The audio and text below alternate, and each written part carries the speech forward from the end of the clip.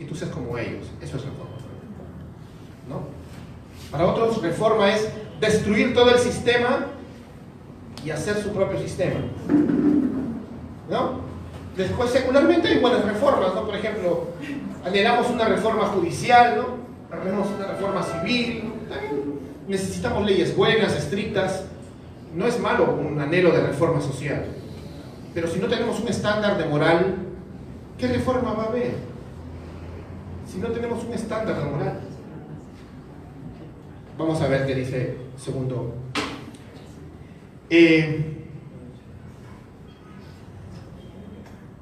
Vamos al verso 8, capítulo 22, verso 8. Vamos a leer un poco amplia esta lectura, pero quiero que le pongas mucha atención. ¿Ok? Dice así: hallazgo del libro de la ley. Entonces, el sumo sacerdote Hilcías dijo al escriba Safán: he hallado el libro de la ley en la casa del Señor.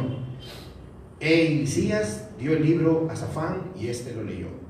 Y el escriba Safán vino al rey y trajo la palabra al rey. Este rey se llamaba Josías. Y le dijo: tus siervos han tomado el dinero que se halló en la casa y lo han puesto en manos de los obreros encargados de supervisar la casa del Señor. El escriba Safán informó también al rey diciendo: el sacerdote Hilcías me ha dado un libro. Y Safán lo leyó en la presencia del rey. Y sucedió que cuando el rey oyó las palabras del libro de la ley, rasgó sus vestidos. Eso era una señal de arrepentimiento y de cólera. ¿No? ¿Has visto cuando unos videos que se arrancan la ropa? Ya, así. Entonces el rey ordenó al sacerdote Hilcías, a Ahicam, hijo de Safán, a Acmor, hijo de Micaías, y al escriba Safán, y a Asaías, siervo del rey, diciendo: id y consultar al Señor por mí, por el pueblo y por todo Judá, acerca de las palabras de este libro que se han encontrado, porque grande es la ira del Señor que se ha encendido contra nosotros, por cuanto nuestros padres no han escuchado las palabras de este libro, haciéndose conforme a todo lo que está escrito de nosotros. Luego te pido que me acompañes al capítulo 23. Vamos a saltear. ¿Qué vemos primero? El rey Josías es un rey que muy temprano llegó a ser rey, muy jovencito. Entonces, como él llegó a los 4 años, no se dio cuenta de toda la corrupción que habían dejado sus padres o abuelos, ¿no? Un reino que se había olvidado de una ley. Si tú lees el Antiguo Testamento, la Torá, los 5 primeros libros del Antiguo Testamento, no solamente son 10 mandamientos, son como 360 y tantos, más otros más, que significaba toda una constitución política. No solamente eran leyes morales, sino leyes ceremoniales, leyes civiles, leyes salubres. Y el pueblo de Israel se había olvidado de su constitución y estaban viviendo en la idolatría, en el desorden social, en el caos moral. ¿Te das cuenta? Es como si ahorita viviéramos en una anarquía total, a pesar que teníamos un rey. Bueno, verso 4 del capítulo 23.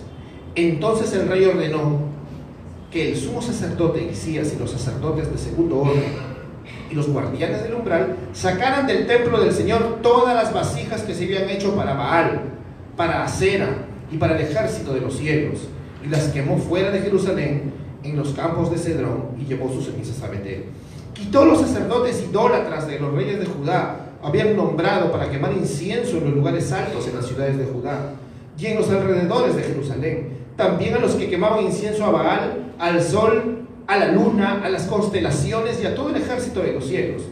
Y sacó a Acera de la casa del Señor fuera de Jerusalén. Acera era una diosa falsa de los cananeos, y la quemó junto al torrente de Cedrón, la redujo a polvo y arrojó el polvo sobre los sepulcros de los hijos del pueblo. También derribó las casas de los dedicados a la prostitución que estaban en la casa del Señor, donde las mujeres tenían pabellones para Acera.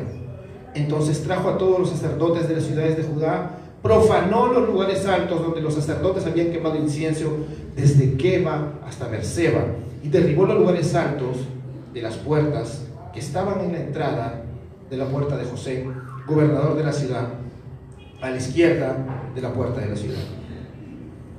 Hasta ahí vamos a ver. ¿Qué vemos aquí? Un rey sincero. Un rey sincero que se encuentra con una ley que había sido rota. Se arranca las vestiduras, se arrepiente. Y se da cuenta que no puede ser. ¿Qué ha pasado con nuestro pueblo? Dice, ¿no? Y se da cuenta de todo el mal que habían hecho sus antepasados. Por eso dice, la ira de Dios está sobre nosotros. Pero no se queda ahí sentadote. La mejor forma de hacer un cambio es tomar acción. Y él lo entiende así. Él tiene la autoridad, es el rey. No que la democracia, dice. Él agarró y le cortó la cabeza a los sacerdotes de Baal.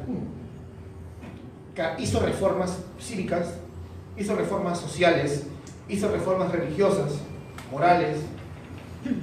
Lo cortó de cuajo. Radical. No digo que ahora vamos a formar una lucha armada y tanta cosa, pero eso es una reforma. Conformarnos, o sea, en el contexto del cristianismo, una reforma es eso, conformarnos a la palabra de Dios y ser radicales con esa conformación. En las Escrituras vemos entonces este concepto de reforma, como un volver a la conformidad y a la obediencia de la palabra de Dios, una conformación práctica y espiritual tanto de nuestras vidas como cada uno de nosotros, cristianos particulares, y también de todo el cuerpo de Cristo como iglesia. En el Nuevo Testamento vemos la conformidad, ¿no?, de los escogidos del Señor, de los creyentes, y esta conformidad es la elección, es, digamos, la razón por la cual Dios nos ha escogido, ¿no? En Romanos 8:28 dice que Él nos escogió para que seamos conformados a la imagen de Cristo.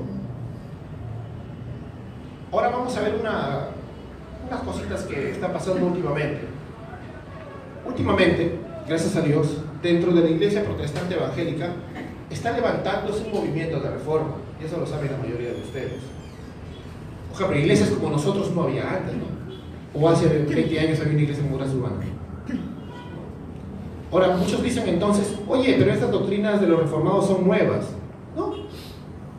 Es más, las iglesias reformadas, dentro del protestantismo, tenemos la doctrina más antigua que hay, ya que compartimos la doctrina de los 5 primeros siglos de iglesia, llamada patrística, y la doctrina de los reformadores del siglo XVI. ¿Cuál margen de las diferencias? Cualquier denominación podría decirnos, oye, las iglesias reformadas son nuevas, ¿no?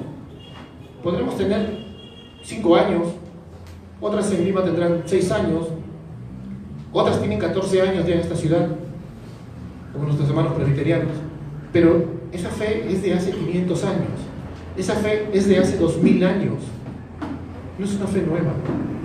Más bien, si nos ponemos a observar las doctrinas que creen ahora muchos de nuestros hermanos sinceros, te vas a dar cuenta que son realmente nuevas. Doctrinas como la salvación se pierde. ¿Realmente tú crees que es antigua? No. Doctrinas como que tienes que pactar con Dios para que te vuelvas rico. ¿De dónde han salido esas doctrinas? Disculpa, la verdad. Eso no es histórico, eso no es bíblico. Doctrinas que te tienes que salvar con tus obras. No, si eres salvo por gracia, pero de ahí tú tienes que perseverar en tus obras. O sea que Dios te va a salvar por tus obras. Eso no está en la Biblia.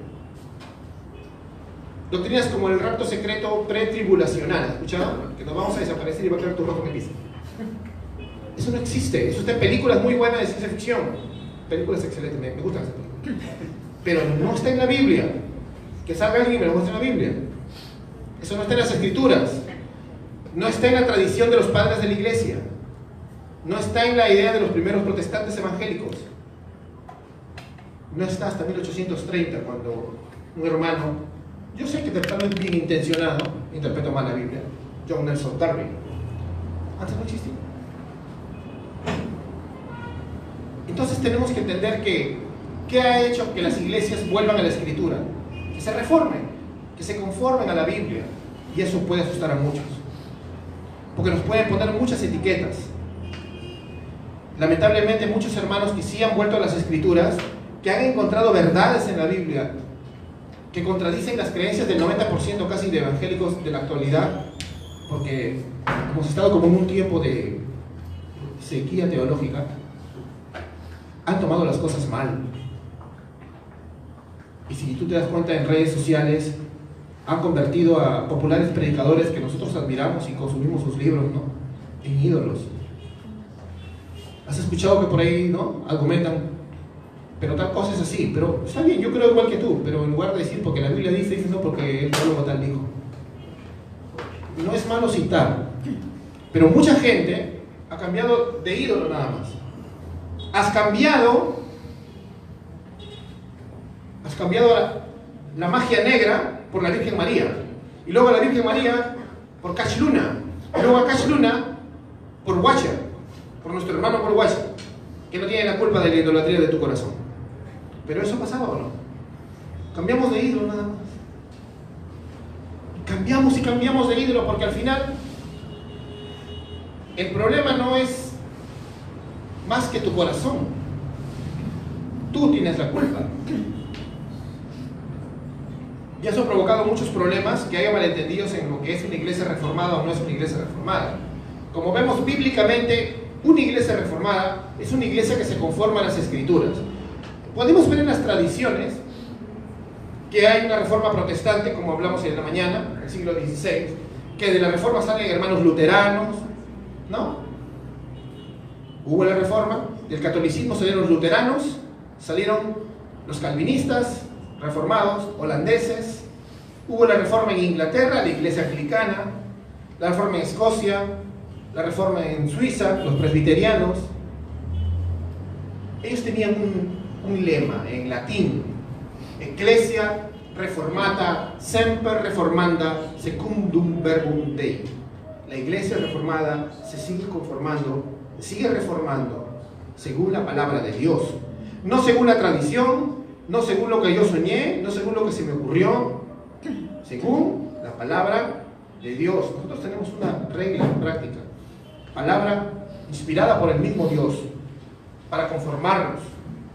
Entonces, hay que entenderlo de esta manera, porque también hemos visto en redes sociales muchas peleas, muchas broncas y mucha inmadurez, porque hay ciertos círculos evangélicos reformados nuevos, porque la mayoría de los que dice esto son personas que recién se han reformado, que no tienen más de 5 o 6 años en la fe reformada, si se puede llamar, en las posturas de la reforma, que andan diciendo que si no eres de su denominación no eres reformado. Hay páginas en internet que paran diciendo, no, si no bautizas niños no eres reformado. Entonces yo digo, más bien, él es un niño el que está diciendo eso, ¿no? Otros hermanos, si no eres bautista confesional, si no te adhieres a mi confesión, no eres reformado. O sea, como que se están peleando por la etiqueta, ¿no? Y en realidad yo veo que ninguno de los dos son reformados, porque no tienen la cosmovisión reformada, ¿no? No tienen la visión de la reforma, no tienen escatología optimista reformada, no sé, se pelean por una etiqueta y no se mueven. Y yo no creo que los reformados del siglo XVI, los grandes evangelistas del siglo XVIII, de los que Dios usó para avivamientos, y los grandes misioneros del siglo XIX hubieran estado de acuerdo con estos teólogos de internet, ¿no? Tenemos que entender que hay un grado no pequeño de lo que se puede llamar entonces una falsa visión de lo que es la fe reformada, porque muchos hermanos sinceros quieren aprender de la Biblia, quieren estudiar la Biblia y van a aprender lo mismo que enseña la fe reformada, porque simplemente enseñamos lo que dice la Biblia.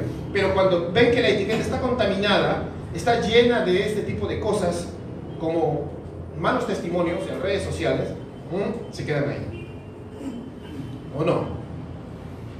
Cuando tú quieres estudiar la palabra de Dios, ves que, bueno, mira, ves un video de un hermano reformado, un teólogo famoso, como puedes leer John MacArthur, puedes leer a John Piper, puedes ver a muchos, pero cuando luego ves que los que se dicen seguidores de MacArthur y Piper andan peleándose en el internet, entonces tú mejor dices, no, mejor ahí lo dejo. ¿Cuánto puede suceder eso con el mal testimonio que podemos dar? Esa es una pequeña jalada de orejas nada más, porque no quisiera que nadie acá en esta iglesia, porque somos reformados, nosotros somos de una línea más emergente, somos de una línea de reformados más contemporáneos. Y se habrán dado cuenta, ¿no? Muchos aquí de nosotros no tenemos esa visión que tienen ellos, aunque creemos lo mismo en doctrina. La cosmovisión que tenemos es más parecida a los hermanos del pasado. Nosotros no creemos que todo se va a ir al infierno y que todo va a caer en fuego sobre Trujillo. Se van a condenar los que no creen, Pero a través del Evangelio vamos a tener salvación. El Hijo del Hombre vino a salvar almas. Y vino a transformar. Porque ¿cómo se va a transformar la sociedad? A través de la redención de los que creen. ¿No? No a través de la obra social nada más, como cree la teología de la liberación. No, el mundo se va a transformar a través de la predicación del Evangelio y de la redención de los elegidos del Señor. ¿Quiénes son los elegidos del Señor? Los que creen, pues arrepiéntete, cree en el Evangelio y sírvele al Señor. Y tú vas a ser un agente de transformación. Listo. Ahora, después de esta pequeña jalada de orejas, porque es para todos, incluso para mí mismo, vamos a ver cómo es una iglesia reformada. En general, quitando las etiquetas presbiteriano reformado, aunque bautista reformado suena un poco medio raro, pero bueno, bautista particular. Vamos a ver, primero que una iglesia reformada debe ser una iglesia confesional. Tiene que estar afirmada sobre una base doctrinal, sólida. No digo que esté mal que una iglesia nueva se adhiera a las confesiones históricas, sería genial, ¿no? Adherirte al catecismo de Heidelberg, a la confesión de Westminster presbiteriana, a la confesión bautista en 1689, a la fe y mensaje bautista 2000 que usan los hermanos de bautistas del sur en Estados Unidos. No está mal, ¿ya? Los verdaderos bautistas son confesionales, los verdaderos reformados son confesionales. Ahora, tú puedes adherirte a una confesión o puedes formular, después de un estudio bíblico sistemático de la palabra, como iglesia local, una confesión, o sea, una lista de lo que creemos, así una lista de lo que creemos, en base a la palabra de Dios, pero en el contexto de las confesiones históricas.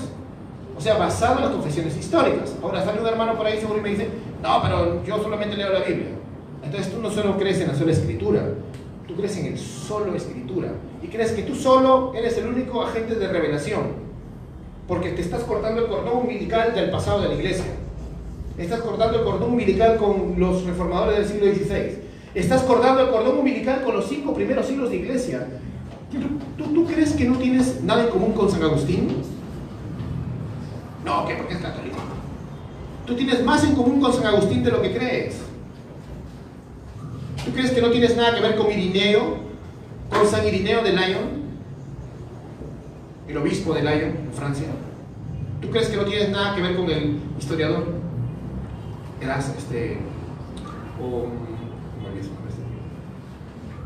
Pero ¿tú crees que no tienes nada que ver con los hombres de los primeros 5 siglos de iglesia?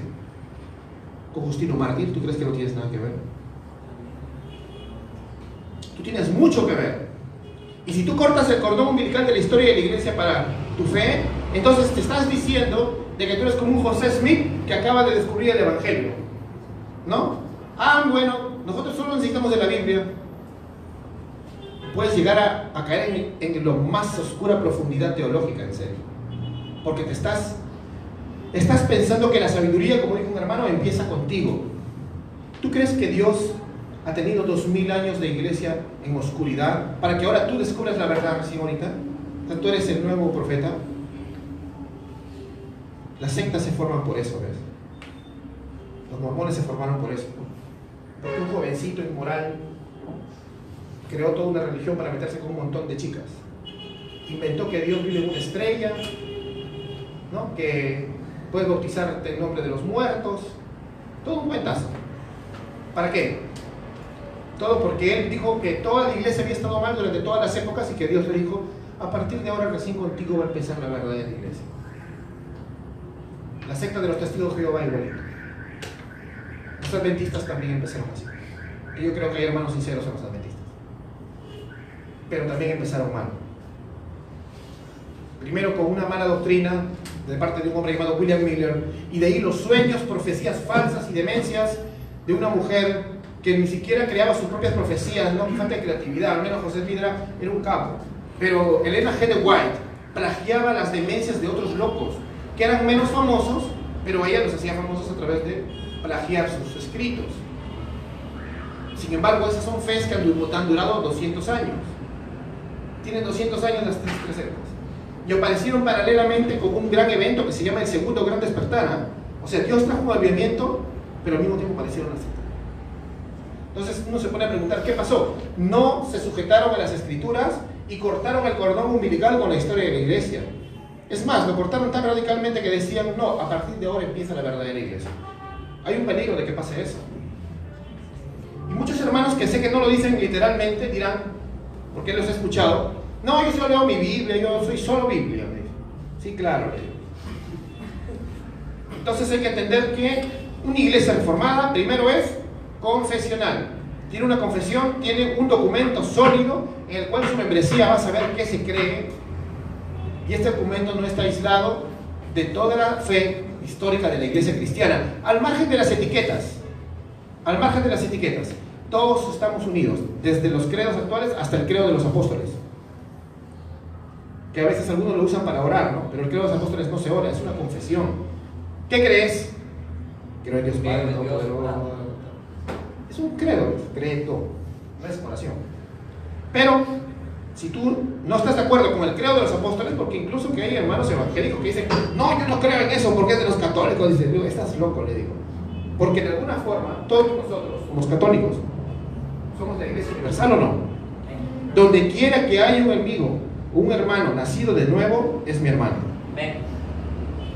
Dos, una iglesia reformada real tiene que tener una teología del pacto. Pactar. No solamente va a rechazar algunas doctrinas que dividen a la iglesia en dos pueblos, ¿no? Que hay un plan para la iglesia y un plan para Israel. Dicen, no solo eso, sino que tiene que tener un fundamento de nuevo, que entiende que todas las promesas del Antiguo Testamento se cumplen en Cristo y que no hay más promesas que cumplir más que en Cristo. ¿Amén? Incluso las promesas futuras para nosotros, ¿no? La redención final, ¿en quién es? Es en Cristo. No es de un estado israelí que está a unos cuantos kilómetros de acá. No. Entonces tenemos que entender eso. Una iglesia reformada es confesional y una iglesia reformada tiene a Cristo como la respuesta a todas las promesas del Antiguo Testamento. Una iglesia reformada puede tener también dos posturas que ahí sí podemos conversarlo como en un debate amistoso, ¿no? Pero siempre moderado. Una iglesia reformada puede ser el ala cesacionista, que son hermanos que sinceramente creen que los dones del Espíritu Santo milagrosos ya no se dan más. Y hay muchos buenos hermanos, ¿no? Eminentes hermanos piadosos que creen esto. Y el ala continuacionista, que es como nosotros, que creemos que los dones siguen efectivos. Pero no existen iglesias reformadas que crean en los dones al estilo, ya saben, como ¿cómo se llama? La nueva reforma apostólica o el pentecostalismo extremista que falsifica los dones. No hay iglesias reformadas que crean en eso. ¿Amén? ¿Por qué? Porque eso no está en la Biblia, pues. No, en la Biblia no hay que te caes de cabeza. En la Biblia no dice que te da epilepsia, porque si eres lleno del Espíritu tienes parte del fruto del Espíritu. Igual es el fruto, parte del fruto es dominio propio, ¿no? Entonces si tú pierdes el conocimiento cuando se te agarra por ahí, ¿es del Espíritu? No, porque no tiene nada que ver con el control y el dominio propio. Dios puede hacer milagros poderosos sin necesidad de que te agarre la chiripiorca por ahí. Pero nosotros sí creemos en los dones. Puede haber hermanos que no, en otras iglesias bautistas particulares o presbiterianas, pero nosotros sí creemos en los dones. Pero también creemos, otro punto más, es que las iglesias reformadas creemos en la suficiencia, inerrancia e infalibilidad de las Escrituras. No creemos en la suficiencia, inerrancia e infalibilidad de las confesiones. No creemos en la suficiencia, inerrancia e infalibilidad de los grandes pastores. ¿Ven?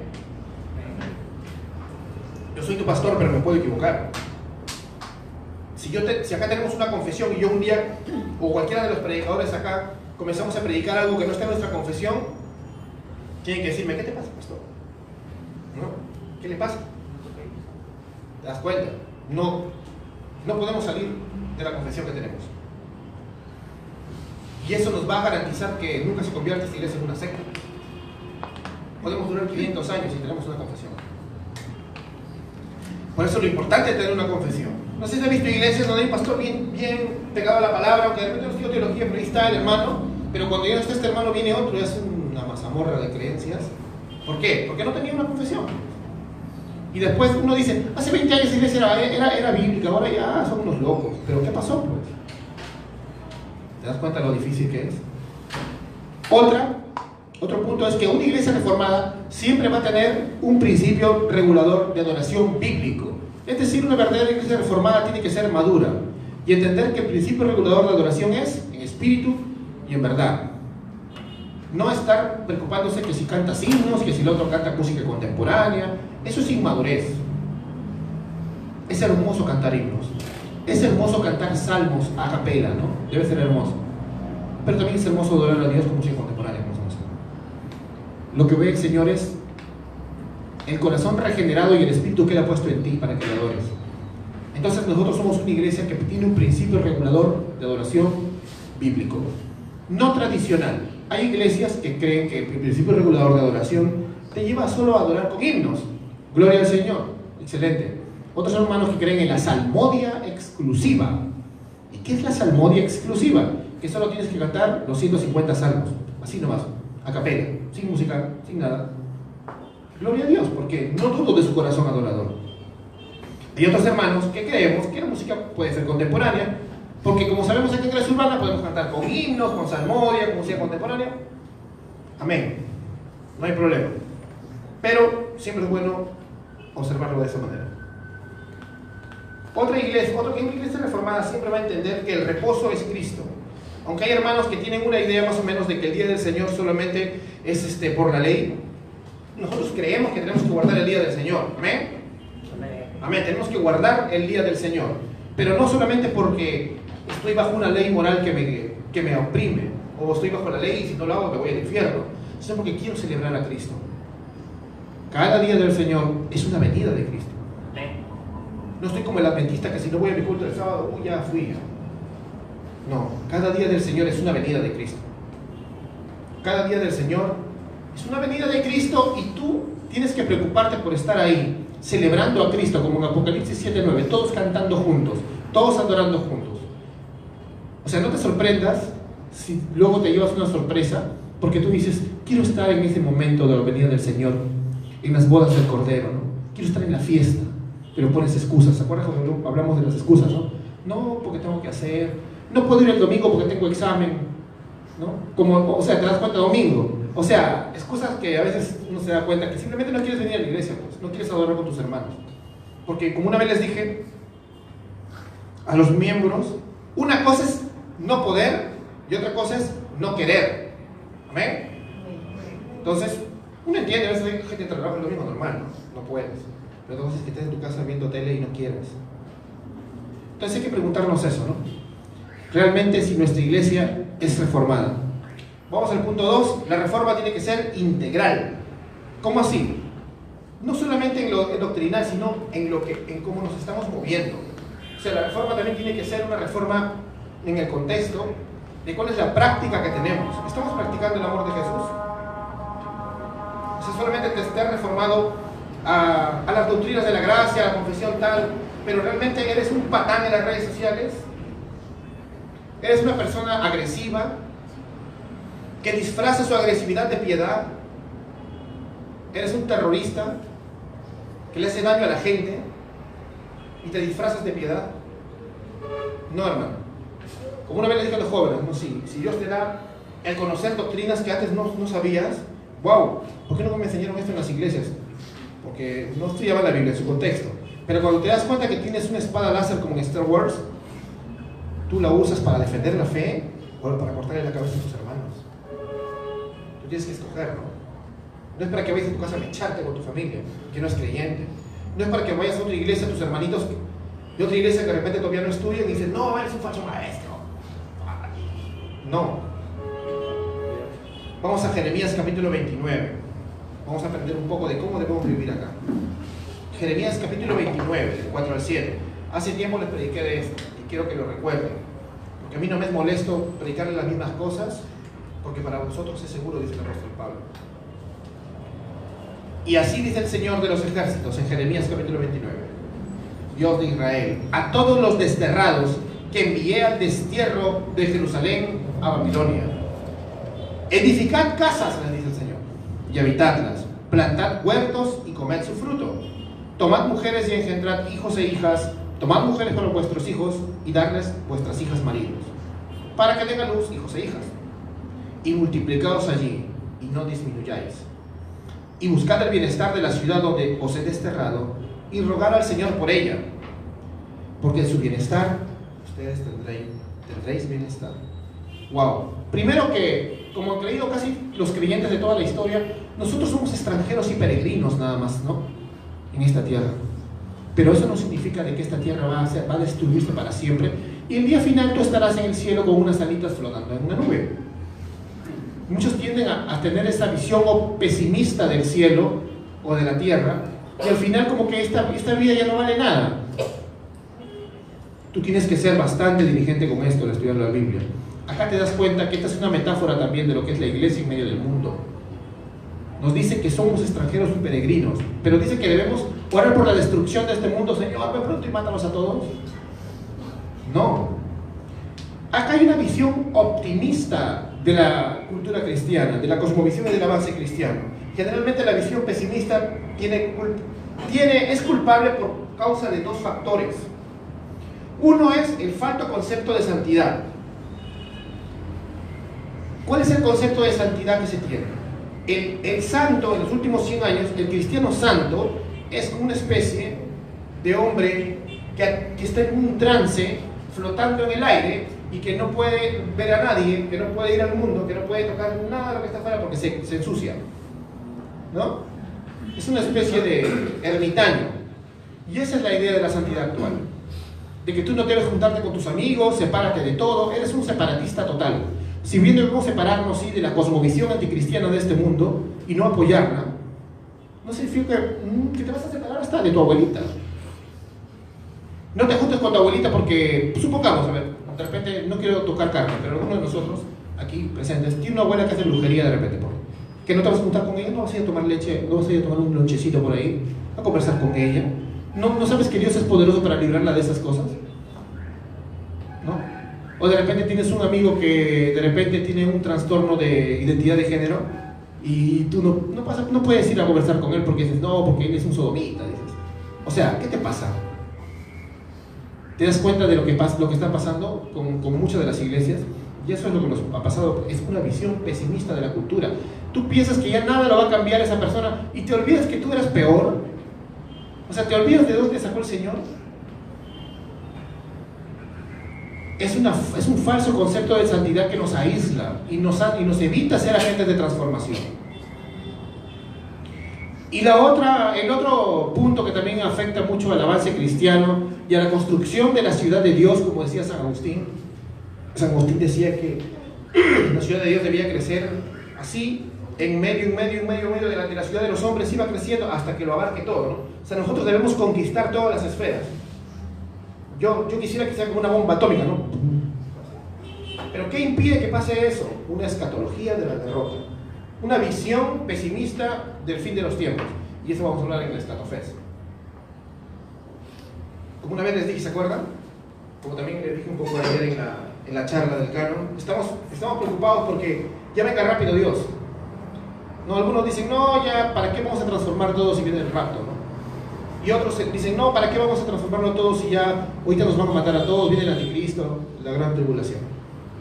O sea, para ambos lados tienen una escatología errada y encima pesimista.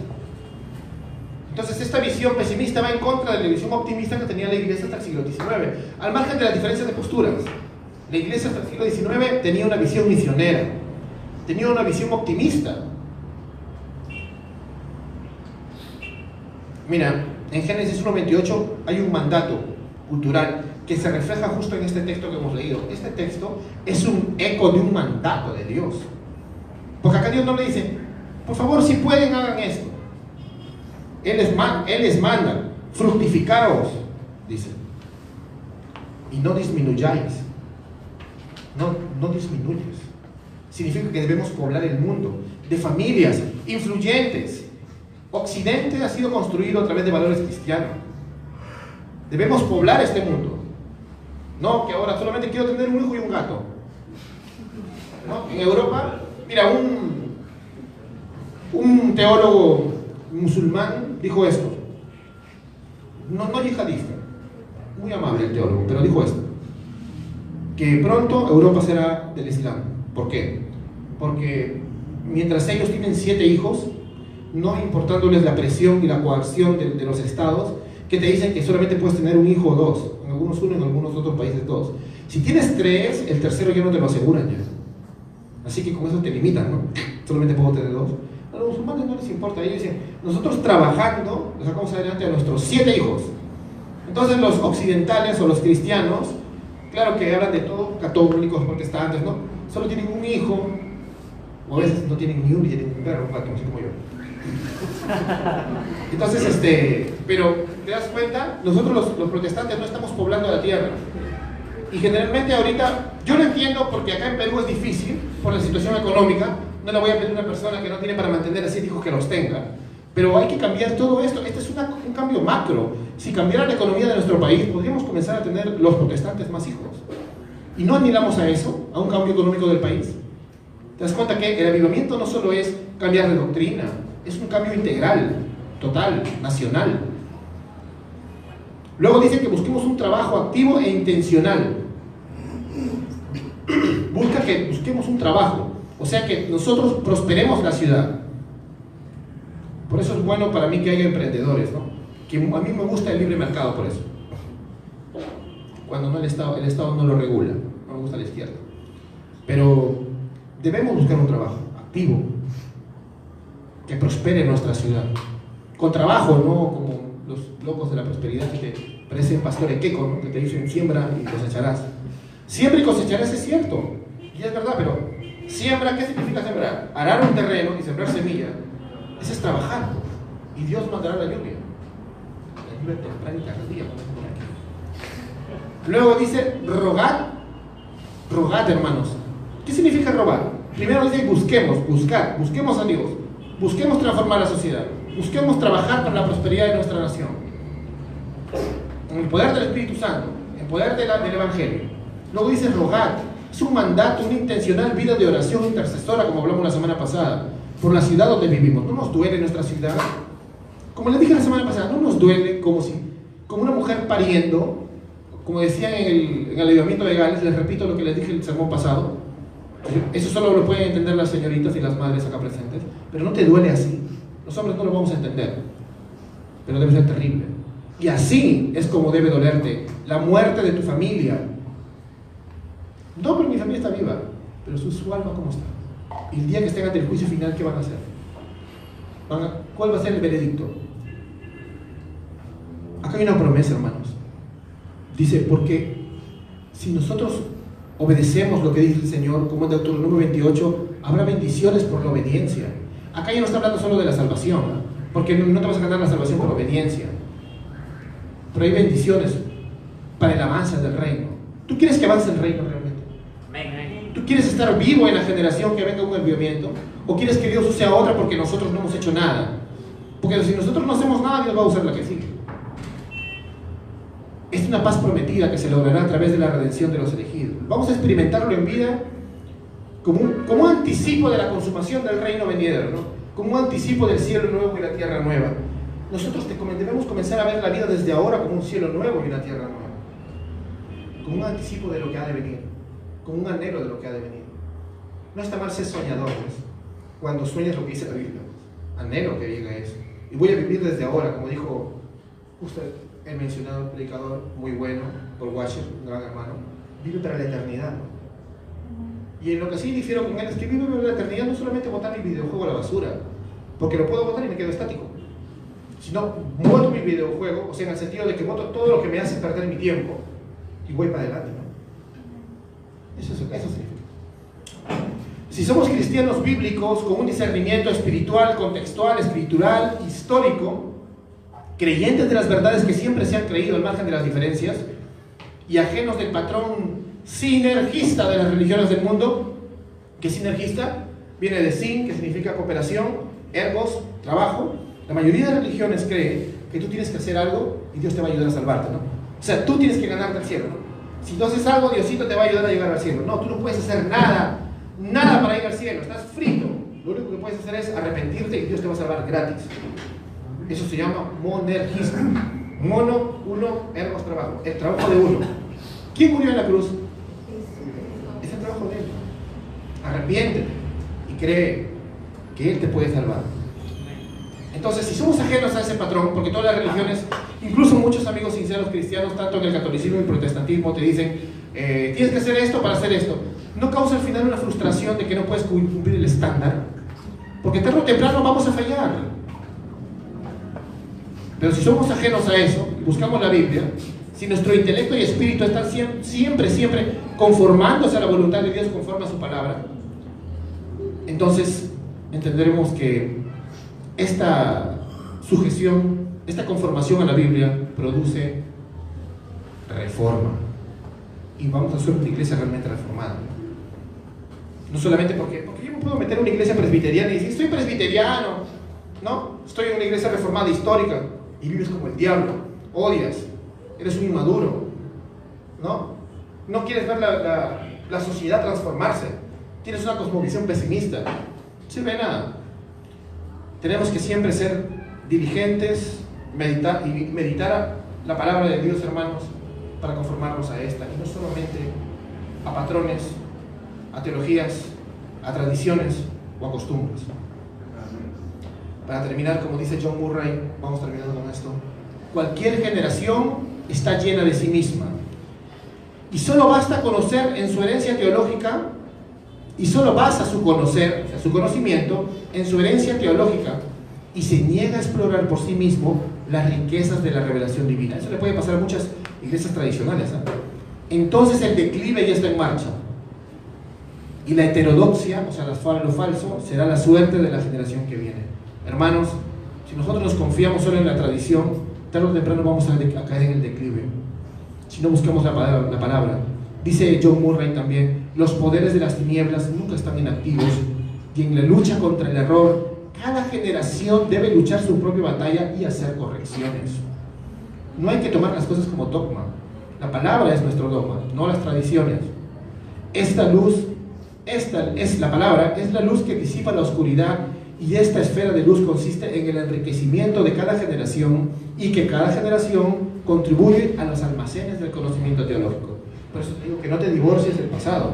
Tienes mucho que aprender del siglo XIX, XVIII, XVII, XVI, XV, XIV, XIII hasta Cristo. Amén.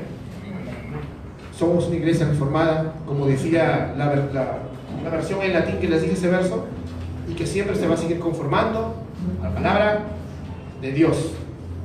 Te invito a que en tu vida le pidas al Señor en oración: Señor, confórmame más a tu Hijo, confórmame más a tu palabra. Ya no quiero ser el mismo, no quiero ser conformista y seguir como estoy. Amén. Ora hoy día de esa manera. Ponte de pie, por favor.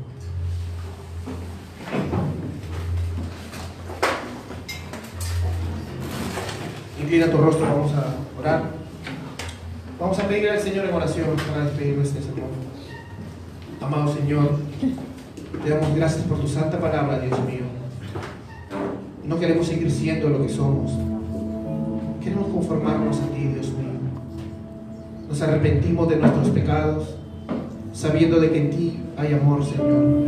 Sabiendo que tu palabra dice que el que viene a ti, tú nunca lo vas a rechazar. Creyendo las promesas, Señor, de que tú quitarás ese corazón de piedra que tenemos y pondrás un corazón de carne. Creyendo en tu promesa, Señor, de que tú tienes un lugar en el cielo para nosotros y para todo aquel que cree. Gracias, Dios mío, por todo lo que has hecho por nosotros. Y haznos una iglesia que se conforma a tus escrituras, Señor. Haznos una iglesia que siempre se conforma a tu palabra. Siempre, Señor. Gracias, Dios mío, por el milagro de la cruz. Y por el milagro de la fe que despiertas en nuestro corazón en este momento, Señor. Porque eres tú quien da el querer como el hacer, según tu voluntad, Señor. Y estamos agradecidos por eso, porque para nosotros no hay más milagro que ver a una persona nacer. Así como algún día nos salvaste, nos permites ver muchas almas siendo salvadas. Gracias en el nombre de Cristo Jesús. Amén. Amén. Fuertes palmas a nuestro Señor por su palabra, por su gracia, por la reforma que Él hace en nuestras vidas, hermanos. Vamos a orar por las ofrendas en este momento, así que te invito por favor a hacer una breve oración conmigo. Padre Santo, gracias por lo que tú nos das, Señor, y lo que no nos das también. Tú eres quien provee en nuestro hogar, Señor, siempre. No nos haces faltar el pan de cada día. Así que guarda nuestra casa, nuestros trabajos, Señor, por favor, te lo pedimos. Ayúdanos como iglesia también a extender el reino de los cielos por medio de lo que tú vas a proveer, Señor, esta noche y siempre. En el nombre de Jesús. Amén. Hoy te alabamos, Señor, y declaramos que tú eres nuestro Dios, eres el Dios del amor.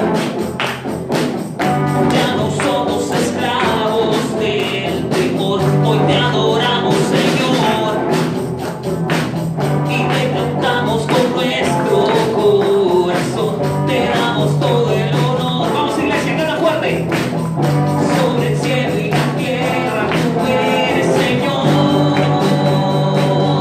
tú eres digno de gloria. Sobre toda la tierra, tú eres Dios, tú eres digno de recibir toda adoración, todo el honor será a ti, tú eres digno de gloria. Sobre toda la tierra, tú eres Dios, tú eres digno de recibir toda adoración, todo el honor será a ti, tú eres digno de gloria. Sí, Señor, amén. Dale por las palmas a nuestro Cristo. Y vamos a despedirnos diciéndole: Señor, hemos escuchado tu palabra y creemos que tú eres el Dios a quien hemos venido a adorar. ¿Sí? Levanta tu voz y tus palmas con nosotros, iglesia.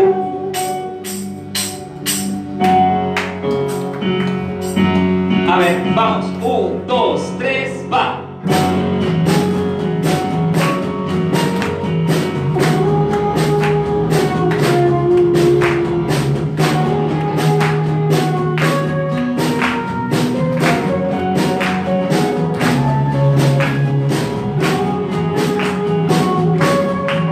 Gracias, Señor, por tu gracia y tu misericordia.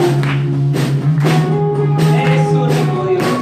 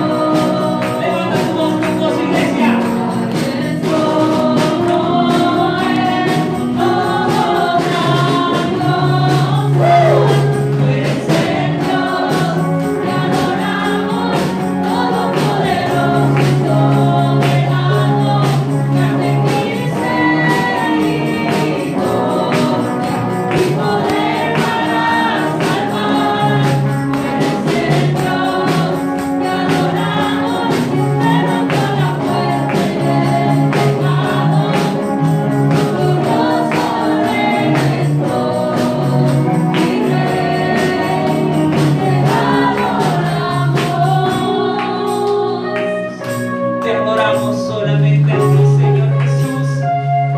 Esta canción proviene de lo profundo de nuestro corazón. A Él sea la gloria y el poder.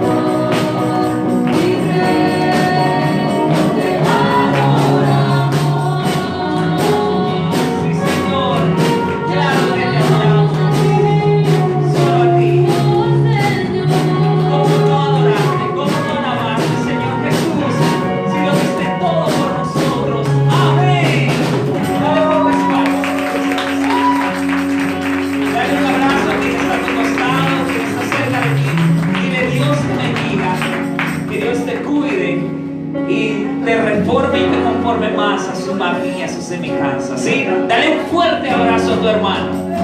Nos vemos durante la semana, iglesia. Y mientras tanto, por favor, va viendo